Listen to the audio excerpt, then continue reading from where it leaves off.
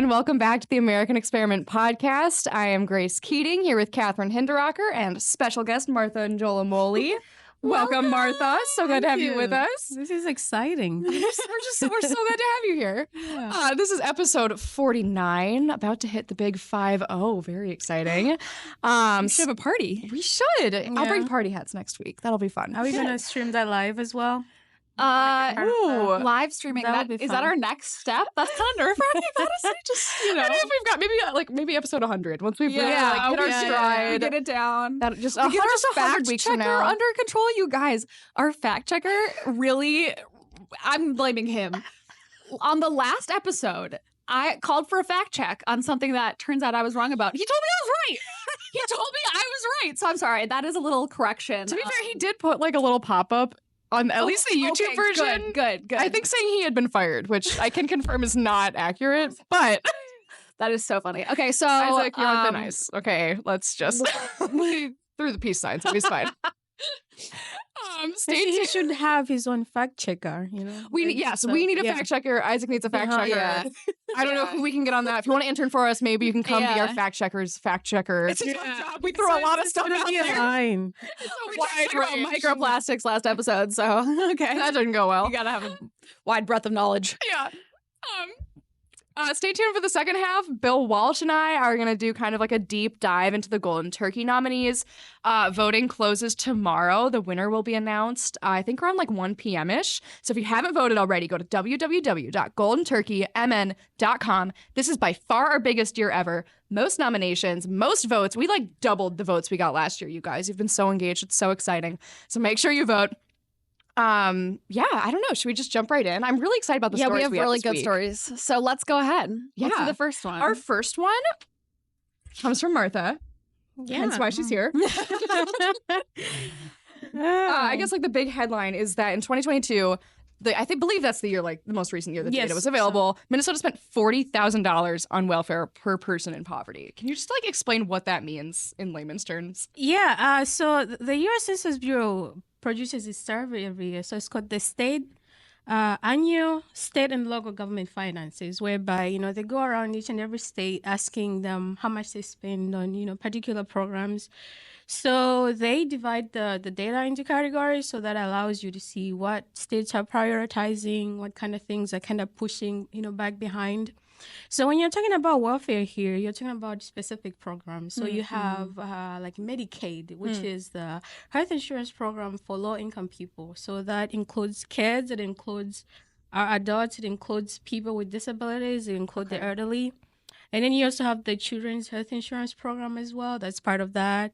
And then, of course, you have the welfare checks, which is really what most people think about when they think about welfare. Yeah. But it's more than that. Okay. So the welfare checks are just a tiny part of that. And then, of course, you have childcare assistance. So people that are receiving welfare checks usually also tend to have their childcare paid for by the state as well. Oh, okay. And then you have housing assistance in there. So there's a lot of programs that are just mashed in together. Okay. Essentially, the U.S. Census Bureau defines this as programs which are intended to support low-income people. So they mush them all together into public welfare.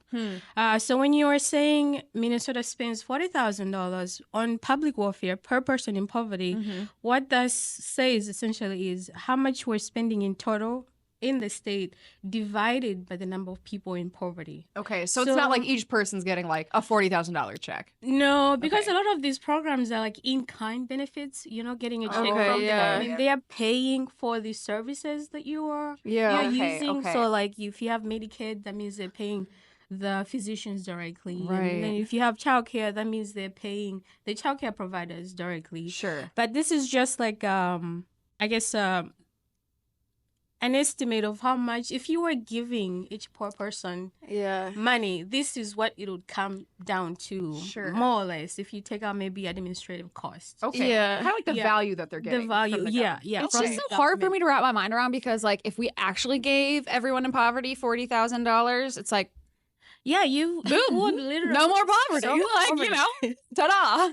So what's going on? Like what in the system is costing the most? And are there any places you think that are either inefficient, we should be cutting back?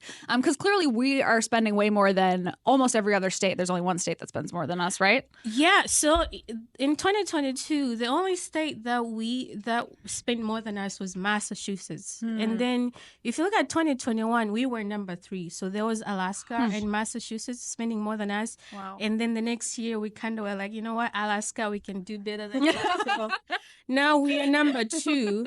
And then when you think about it, given the amount of money that they spent in 2023, because they put about $6 billion into Health and Human Services, the next time that those numbers get into the system, which would be about 2026, we are probably going to be number 1. Okay. They were gunning for it. They had the surplus. They said, we're going to be number 1. Yeah, they spent over $6 billion on Health and Human Services. So the issue is this data comes every 2 years, so you have to wait for it. Yeah. But I'm pretty sure when it comes, that is going to be the case. Wow. So when you look at how much the median state is spending, I think that was about 60% of what we're spending. Holy cow. And then the lowest spending state was what? Alabama, and it spent only like 30% of what we spent, just a fraction of what we're spending. 10,000. Yeah. 10,000 compared to our 40. So we spent nearly 4 times as much. So yeah, obviously, I think looking at those numbers, there's a lot of room to cut. I think the biggest, issue would be that a lot of this money goes to Medicaid. So, and I think that's a tough program it has to be, a little bit more analytics to figure out where you're wasting the money, what can be done. But I think one issue we have that we can note, just looking at the surface, is that we do have high income eligibility levels. Okay. Like the cutoffs that we have for people to qualify are very high compared to a lot of the other states. So when you take a look at that, maybe put us at the same level as the other states, we could save a lot of money with these programs. Because we do take care of people that in other states aren't be taken care of. They're necessarily poor. Maybe they're like a near poor or just living normal lives, but in the state they qualify for this program. So we are pretty generous, which could be one of the driving issues here.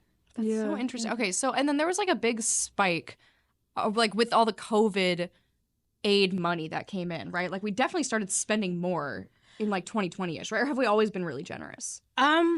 So there was a little bit of a spike because what happened with COVID is the federal government, they passed all those stimulus bills to send money to the states. So if you're looking at Medicaid, for example, they there's a matching rate that the federal government uses. So like if you're a state like Minnesota, 50% of what you're spending, half of what you're spending, they send it comes from the federal government. But then during COVID, they were like, we are going to increase that rate. So they added like 6.2 percentage points to it. So every state got a lot more money. So this spending increase wasn't just in Minnesota, it was just everywhere. Yeah, all of it. So even if you compare it during the pandemic period, we were still high up there. We were still generous because that's just, the way our system works. But then when you look at it, when you adjust for, rising prices, inflation, 2019 was actually our biggest spending year. And that was prior to COVID too. Oh. So if you do the 2019 numbers and then you put them in 2022 dollars, adjust them to inflation, the number is actually higher than what we spent this year. So COVID that didn't really have a big effect on how generous we are. We've always been that way. So. That's so if we're much more generous in like these ways, we're spending a lot more money on people. Do we have better outcomes in Minnesota as opposed to, say, Alabama, Connecticut, Georgia, Mississippi, Nevada? Those are some of the lower spend per person.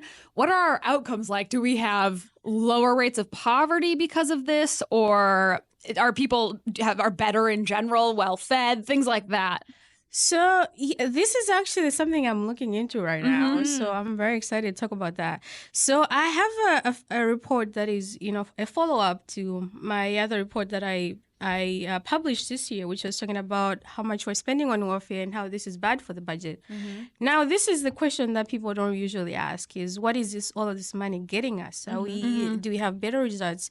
And what I do find, and this is something John Phelan also wrote about in his social capital report, right?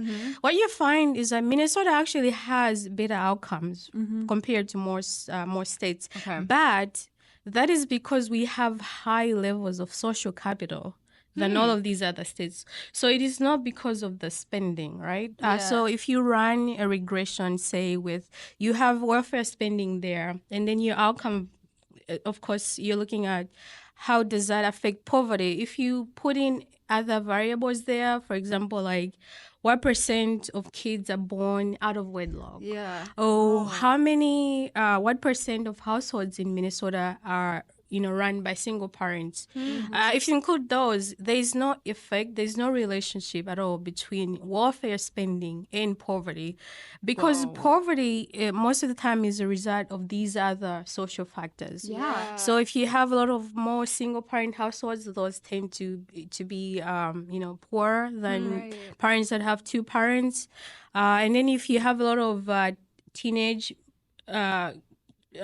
women getting birth, you're likely going to have higher levels of poverty, because those are likely going to end up in single parent homes. The kids aren't likely going to, go through college or graduate high school. So these are the kinds of things that actually lead to poverty, and spending has little to no effect. That's so interesting. I feel outcomes. Like that part, like everything you just said, I wish we could just like clip and show to so many people who misunderstand like the conservative argument on poverty and issues like that. People say, oh, they want to cut welfare spending so they don't care about the poor. No, not at all, And what would you say, Martha, to someone who says that?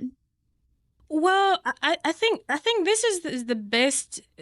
I think the best speech I read on welfare reform came, I think, from Ronald Reagan, that around the 1980s when he was advocating for reform. So he said something along the lines of, we have people that are unable to take care of themselves, like the elderly, the disabled. And for those people, we have to keep our commitment to taking care of them. But then for people that are able to, work, to take care of themselves, welfare should only be like, a stop, kind of like what they did with the welfare reform in 1996. It shouldn't be like a thing that you stay on for the rest of your life. Yeah, You should just be there to, to pick you up when you're down, which I don't think is what we have right now. Especially with last year, some of the changes they made ensure that people stay on these programs even if they don't need them anymore. And that's what the big issue is. Like, we have to take care of people that are vulnerable, of course, but we have to make sure that for people that could take care of themselves, they're doing that. And we also have to be cognizant of how much it's costing the state budget to actually, run these programs. Because this money that we're spending isn't just, falling from heaven. Right. This is taxpayers' money that you're taking from businesses, you're taking from families. And, having taxes as high as we have in Minnesota is actually a bad thing, because it affects income growth, it affects the economy, and then all of that actually makes people poorer in the end. So there's a lot of things to think about. Yeah, so my understanding also, like, especially after reading your report that came out, like Ticking Time Bomb, was we don't have enough money coming in taxes in the next few years to even like fund the changes that they just passed in welfare, right? Is that accurate? Yeah. So this is crazy. I think this is something that everybody should be talking about, I feel like, in my opinion. Yeah. Because so they passed the surplus was at the beginning of 2023. So they went in there, they gave $6 billion to Health and Human Services, right? Whoa. Because they make these estimates of how much these programs are going to cost. And then the crazy thing is, at the end of 2023 in December, they found out that HHS was going to cost $1 billion more than they had estimated, right? That's an insane difference. Yeah, Oh my gosh. so because of that, they forecast that there was going to be a deficit in the 2026-27 biennium, because even though they had put in this much money, it's still not enough to make up for the higher cost of these programs. Yeah. So right now, the most recent budget forecast for the 2026-2027 biennium pretty much says that I think Minnesota is going to spend about $66 billion in that biennium, those 2 years. Whoa. But then it's only going to collect $1 billion less in revenue just for that forecast. Oh boy. So we are relying on money that is going to be left over in the next 2 years to make up for that shortfall in those next 2 years, which means that if at some point we maybe have a recession, you know, the economy tanks, that means that we are definitely going to have a deficit. So this is an issue that is, you know, that likely will keep happening if we don't do anything about our spending. I am so glad that you're here, like, sounding the alarm on this now before the issue happens, because I feel like no one else is talking about this. I feel like no normal person like me is, like, aware that this is even an issue. Absolutely You know what I mean? not. On the horizon. Yeah, it's funny because there was a news article about it, and they were arguing about what to call it. So they were like, is it a structural imbalance or is it a deficit? Oh my Which is like, well, gosh. I mean, whatever it is you call it, the fact is you're not going to have enough money. Imbalance. Yeah, I it's saw that. because if you say it's a structural imbalance, then it doesn't sound as bad. Right. So, a deficit. Gosh, that's But yeah, it's awful. like it doesn't matter what you call it. The fact is you spend so much money that you don't have enough taxes coming in to make up for that huge budget that you have. So We've talked about this with like the environmental policies they put in place in this last session too. Like they make all these promises that they kind of know they can't keep, but they're like, it sounds really good. So just like, So we'll No agree one's to gonna it. question it. And then it just won't happen, but everyone will kind of forget about it when it's like Oh. 2050, you know? yeah, no, that's same so thing true. with the paid family medical leave, right? They had to raise the tax for that because they realized it wasn't going to work. So a lot of these programs ending up like that. Yeah, and I think that one of the big issues to think about too now with the federal debt going up so high, you know, it keeps rising now. It's at like $36 trillion. I know Trump mentioned a little bit that he might think about cutting some programs. So one thing that could happen, and this is a solution that has been brought up too by some people, is they might cut the funding that the federal government sends to the states. So like programs like Medicaid, they might send less money. So and if that ends up happening, that means that we are going to have to spend billions of dollars more just to maintain the welfare system that we have right now, depending on how much they reduce that spending. So there's a lot of things happening, especially in the near future, that are going to put even more pressure on the budget. Yeah. So that the risk of the deficits is pretty much, you know, guaranteed, I would say. That's frightening. Yeah. Let's move on to our next, also kind of depressing story. Yeah, another place like government is kind of failing. Definitely failing. This was like one of the most upsetting stories I've read in a while. This was written by Bill Walsh just a couple days ago. But this is an issue you've been really involved in too. Yeah. This is about Minnesota's like child welfare system and specifically the mandated reporter training that the state is putting out. It's kind of insane. And in his words, the biggest takeaway that you get from this training, you know, if you're a teacher, a doctor, a coach, whatever, you're interacting with kids often, you are being trained by the state of Minnesota to not report potential cases of child abuse because it might be triggered by your own implicit racism or something. Yeah, and I think like the key thing to know is just like who's a mandated reporter. It's like you said, like maybe a teacher, a coach, something like that. And the purpose of having people be these like mandatory reporters is to, you know, people who are interacting with kids regularly, like a teacher, say, or a counselor, if they see signs of abuse, they have to report it. They're required. But now, these screenshots are released of the training for this year, and it says, for example, when in doubt, make a report with a big X over it. Like, don't do that. Don't just make a Very report. sound policy. Really think about, first, if your implicit biases are affecting before you report. Yeah. Which is sick. Yeah. It's really sad. I mean, to think that they're telling people stop and consider, because the effect of that is, if a teacher stops and considers, am I thinking this because this child is Black? And then they're less likely to report. Yeah.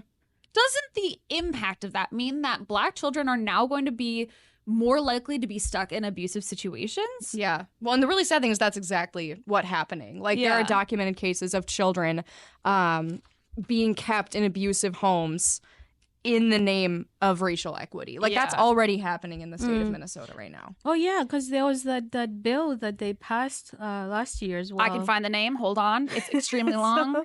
Yeah. Minnesota African American Family Preservation and Child Welfare Disproportionality Act. Whoa. Okay, so what did that do?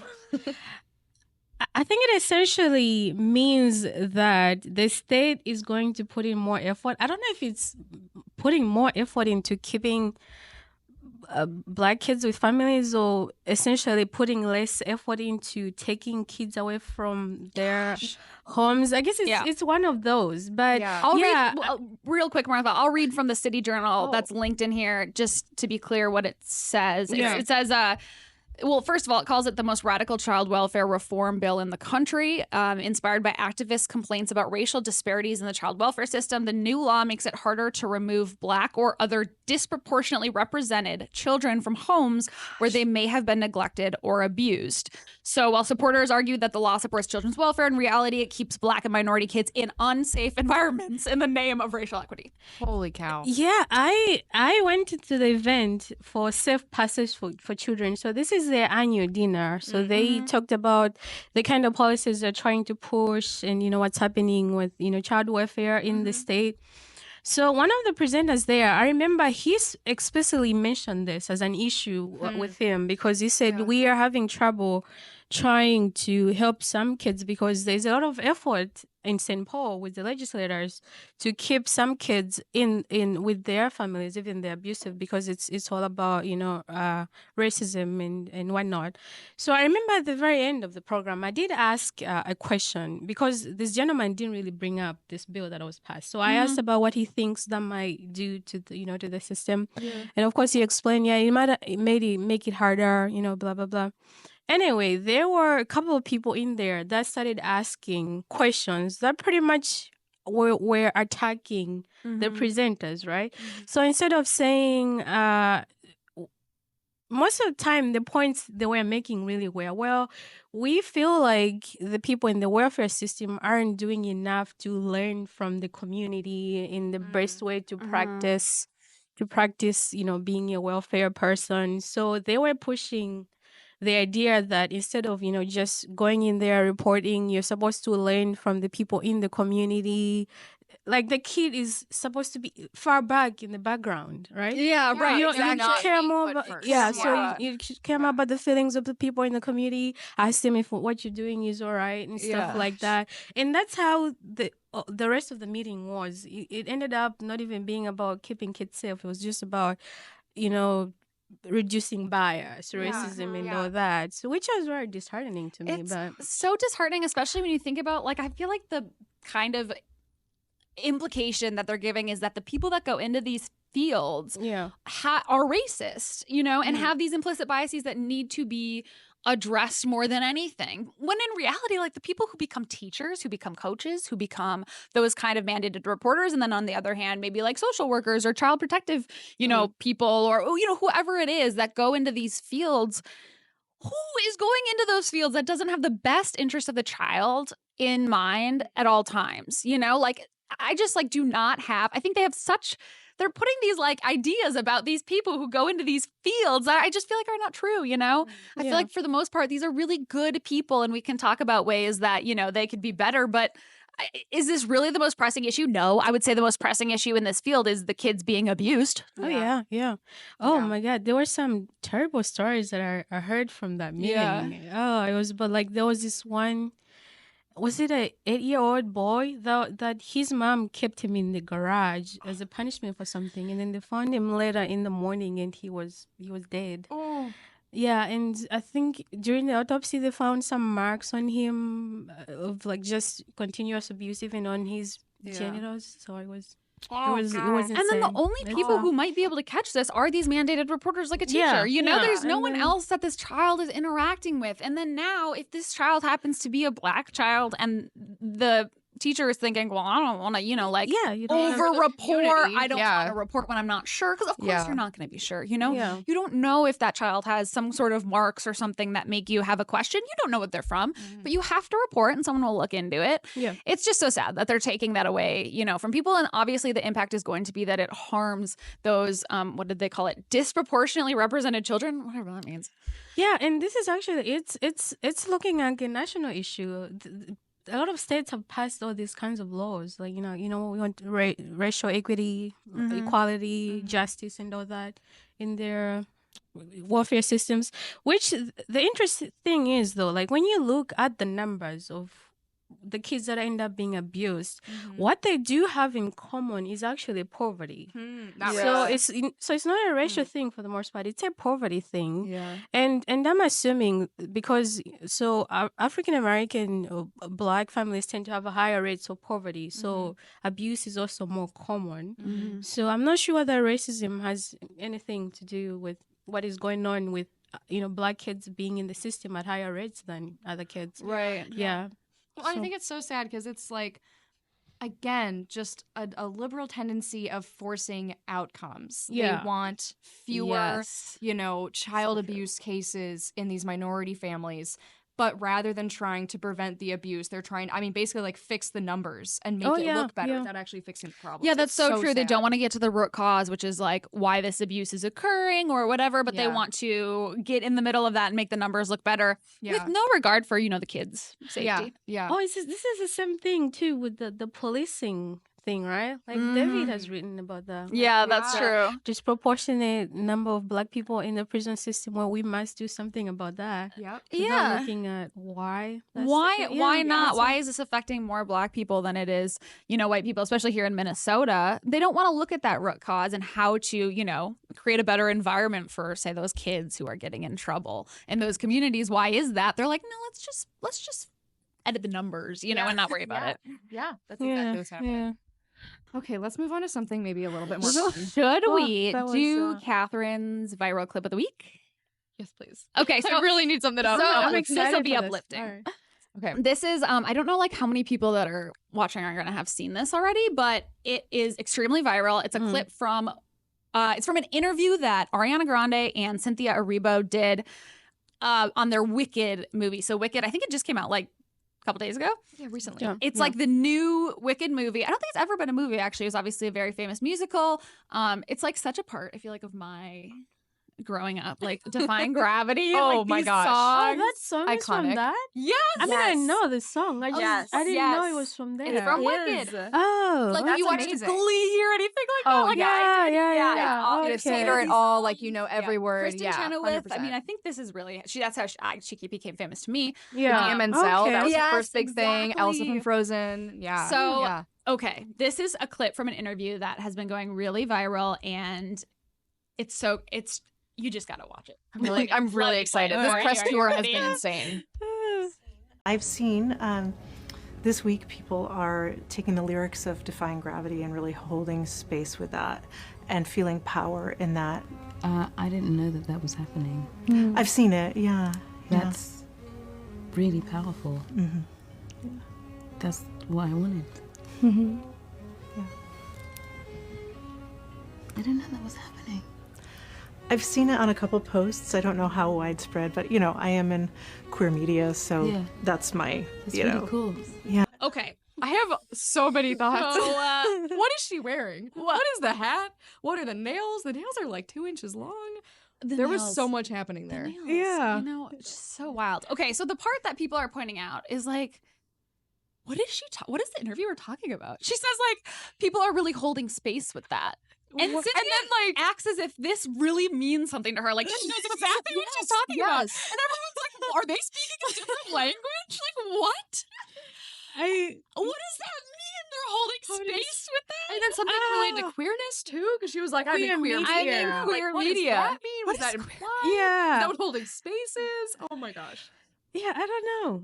That's the first time I've heard that phrase. Just Yeah, like that. holding So- space. And like just her reaction is so like touched. And so, Yeah. like Cynthia has this It's really like, oh my God, reaction. And as a viewer, you're like, what is she? What is she so happy about? And then Ariana reaches over and grabs her fingers like, oh my God, I'm here for you. So this moment that is like, what? No one understands. Should I be touched? How are people holding space?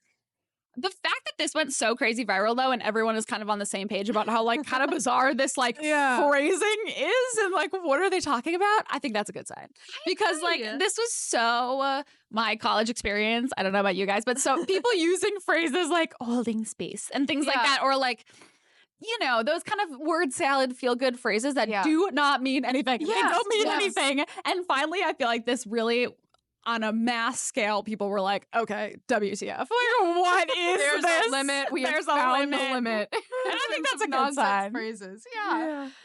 Yeah. That was I hilarious. feel like now I want to see the movie because of that. Mhm. Yeah, so. It is going to color your opinion a little bit. I hear the movie's really good. So, yeah? you know, Okay.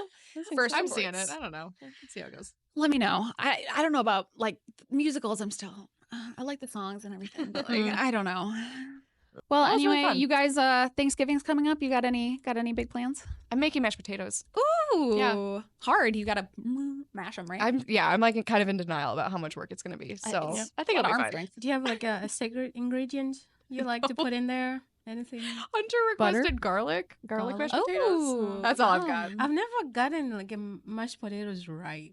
Really? Yeah, they're always too something. Okay, I have a secret So- for you, Martha. Is Yeah. that there are these ones that come in the little containers, and you just put them in the microwave, and they're not that bad. That's what I do with rice, and I just in your own container. You know, you heat them up, throw them in your own little thing, and then Yeah. like just bring them somewhere. I'll try to do that and not try tell my that. mom. Hopefully my Maybe hopefully it'll be my mom okay. doesn't listen to this episode. She will. I'm just like, What about you? Do you have any fun Thanksgiving plans? Are you making mashed potatoes? seeing the families. I might Yeah. make an apple crisp.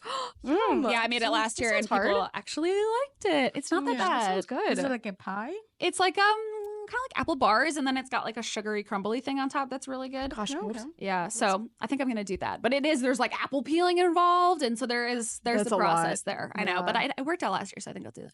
Oh, this sounds awesome. Yeah, sounds fun. Well, happy Thanksgiving Cool. to all our lovely viewers and listeners. Enjoy your family time, your turkey, your duck, your goose, whatever your pheasant, Yeah. whatever poultry you want to consume on Thursday. And we'll see you Please next enjoy. See you next Yeah. week. Hi, everyone. Welcome back. Once again, I'm Grace Keating. I'm here with Bill Walsh, Communications Director here at Center of the American Experiment. Today, we're going to talk a little bit about the Golden Turkey, which is our big annual contest to give away an award. And there's the trophy. That's Just new to throw this you year. off. Just to throw you Just off. to throw me off. There's the. We'll reveal that. I think we'll wait till the end Yeah, to turkey sound effects. unveil this year's trophy, which is very exciting. But if you haven't heard, every year we, during the month of November, give away an award to the silliest, most ridiculous, wasteful example of spending in Minnesota state government. I think this was started back in 2020. We've given away 6 awards, or this will be 6. Yeah. No, this will be This the be 6th 6. award. We did 2 in 2021. 2 in 2021. reason. Yeah. And then we did the Lifetime Achievement Award, the Southwest Yes. Light Rail Project. Yes. It got nominated every year, so we just put it in the Hall of Fame. And it was going to keep going Yeah. anyway. I mean, it was going to continue to be a ridiculous. It could be nominated this year. It really it's could. a boondoggle that's hundreds of millions of dollars, and no trains are running yet. Simply never ends. Mm-hmm. Yeah. So this will be the sixth award we give out, and let's jump right in. What are our nominees this year? All right, nominee number 1 is the National Loon Center. We need a sound effect. We need a loon sound effect there, I think, whenever we say the National Loon Center. We'll work on that. So the loon is the state bird, okay? So we have a National Eagle Center in southern Minnesota. Do so we? It's kind of modeled after that. Hmm. So apparently we need a National Loon Center, and it's they came to state government like a lot of these projects start with constitutionally dedicated funding. So in this case, the Environment and Natural Resources Trust Fund, which we just voted to extend for 25 years Oh with my proceeds gosh. from the lottery. So this is one of the projects that came from that. So they got $4 million in 2019 to start the project. This started back in Oh, yeah, 2019. yeah. So you get the first grant. This is the way that these projects always go.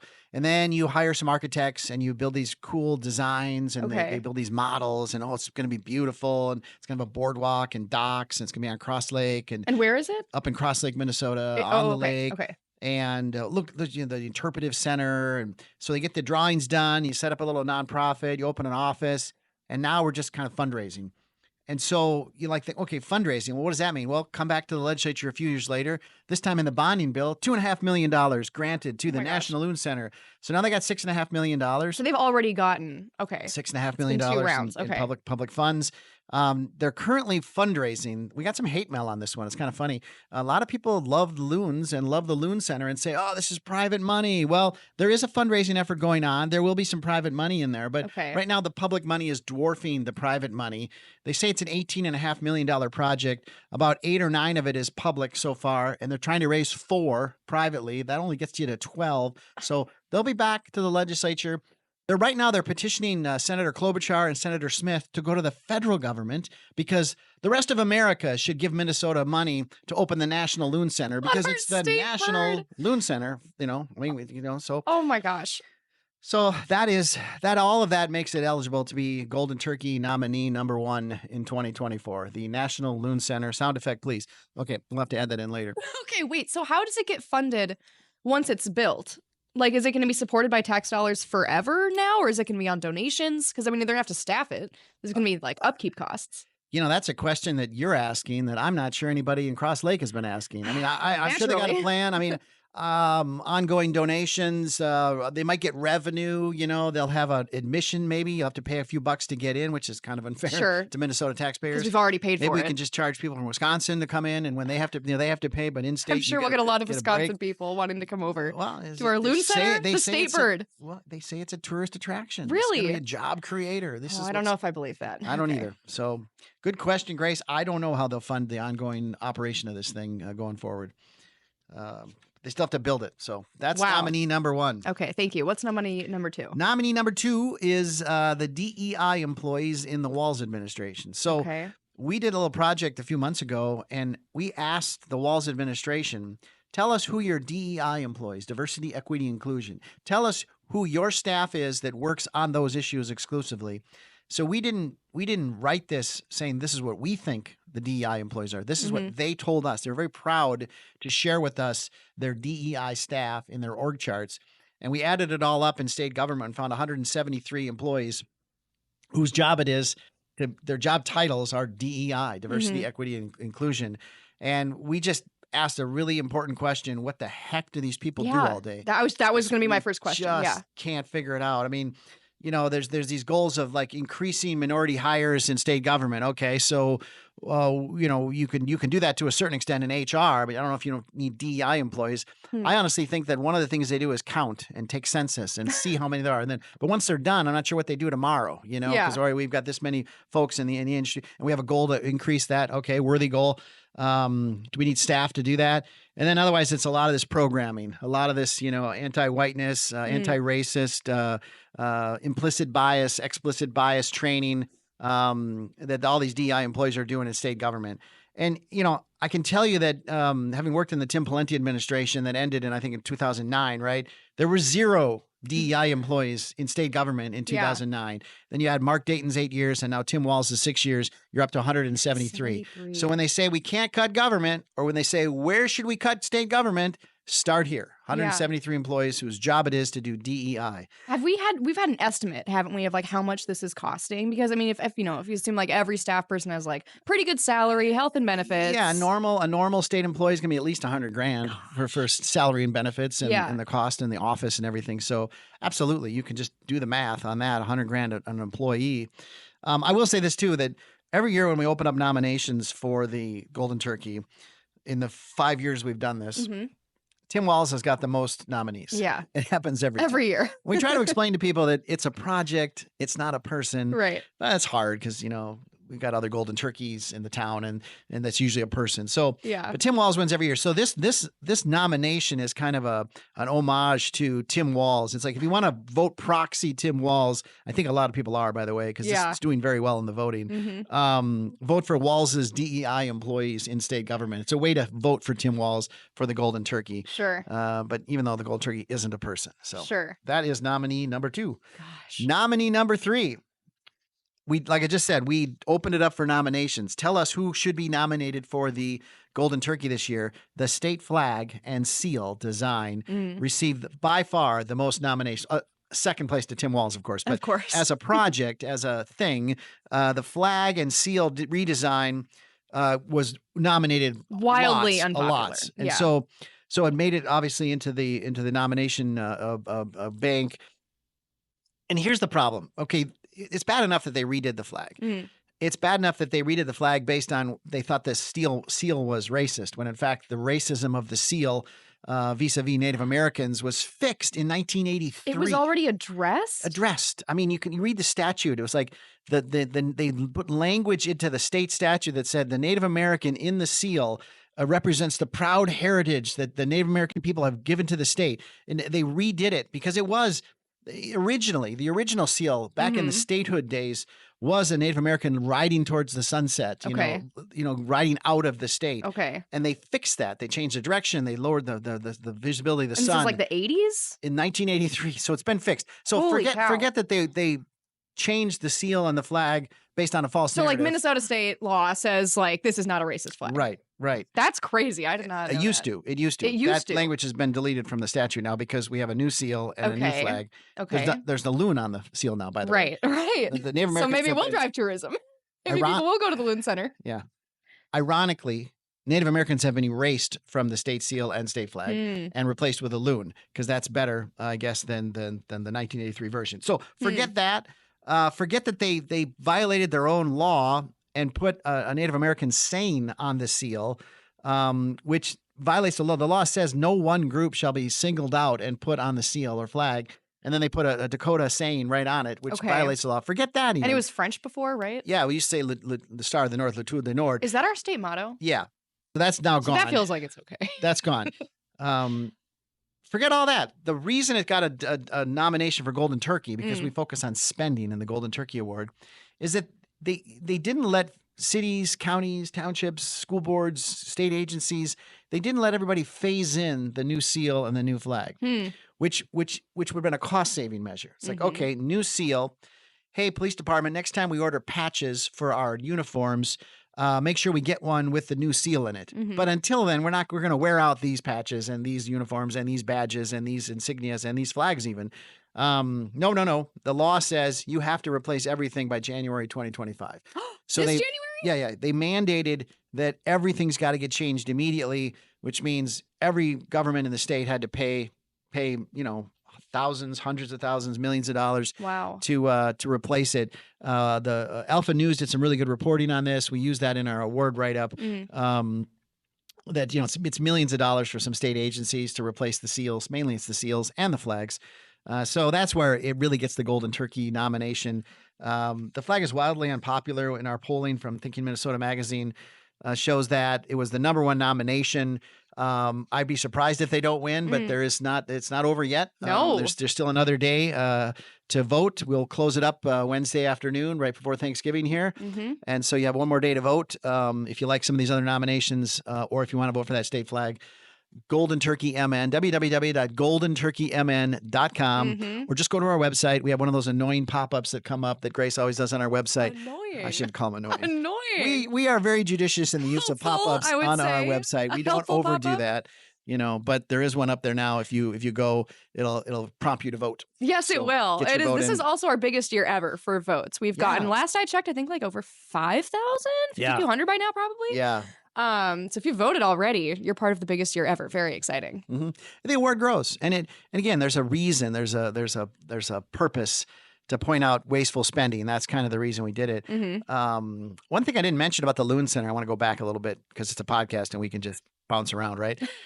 The building of the center, actually, and this is something we've written about before, because there's state money involved in building this Loon Center, when they actually break ground and build it, they have to use this B3 building design process. And the B3 process, if you've heard of LEED certified buildings in the private sector, they'll build a building, they'll say it's LEED certified. And that just means they used environmentally friendly materials. They used they collected waste on site while they used construction techniques that use less carbon, all these things. But the LEED certification is a thing that the private sector goes for. It's completely voluntary, and it's not that strict. The B3 system that every project funded by state government has to use B3 building code, building guidelines is extremely expensive. It adds millions of dollars to the project. So whatever this project is supposed to be, add another 20% because we're going to use B3. This is not very well known, I think, in state government. And we're trying to get the word out on this. And so we wanted to highlight that with the National Loon Center. When it gets built, it'll be built using the B3 process. No one uses B3 except in government. And it is a set of standards that are developed nationally that a unit at the U of M, is in charge of sort of monitoring what those national standards are. And then they're automatically changed and updated whenever that national group changes them. By the way, environmentalist wackos, frankly. Really? I mean, just all about carbon.